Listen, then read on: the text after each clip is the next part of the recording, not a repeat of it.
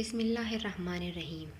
جہاں جہاں اللہ کا عذاب آیا وہاں قصداً جانا تو دور کی بات، جب نبی صلی اللہ علیہ وسلم کا گزر ایسی جگہ سے ہوتا تھا تو آپ صلی اللہ علیہ وآلہ وسلم صحابہ کرام کو جلدی گزرنے کا کہتے تھے۔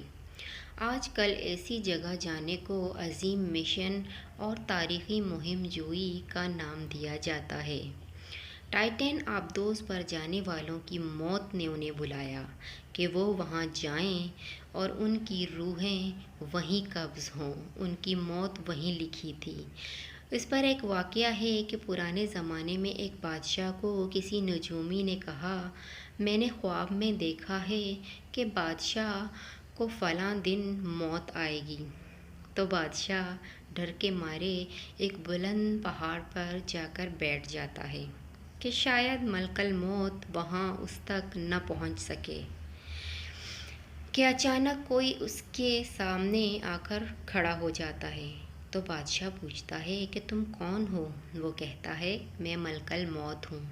بادشاہ پریشان ہو جاتا ہے کہ میں تم سے بچنے کے لیے اس پہاڑ پر آیا ہوں، تم یہاں بھی آ گئے ہو؟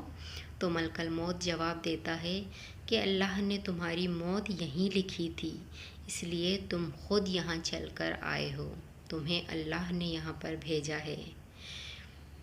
تو اسی طرح ہر انسان کی موت جہاں لکھی ہوتی ہے، موت اسے خود اس جگہ بلاتا ہے۔ ان امیر کبیر لوگوں کی موت اسی سمندر میں لکھی تھی۔ تو اسی طرح ہر انسان کی موت جہاں لکھی ہوتی ہے، موت اسے خود اس جگہ بلاتا ہے۔ ان امیر کبیر لوگوں کی موت اسی سمندر میں لکھی تھی، اس لیے اس جگہ وہ خود جانے کو بضد ہوئے۔ کچھ لوگوں کی تو لاش بھی ان کے عزیزوں کو نصیب نہیں ہوتی۔ یہ سب اللہ کے فیصلے ہیں جو بندے کو نہیں معلوم۔ یونان کشتی میں بھی ان کی موت لے کر گئی تھی، جن کی موت وہیں لکھی تھی وہ واپس نہ آ سکے، اور جن کو اللہ نے زندگی دینی تھی وہ بچ گئے اور واپس آ گئے۔ اللہ کے فیصلے کوئی نہیں جانتا، نہ کوئی سمجھ سکتا ہے۔ اللہ سب کو شہادت والی موت نصیب کرے، عزت والی موت نصیب کرے۔ آمین ثم آمین۔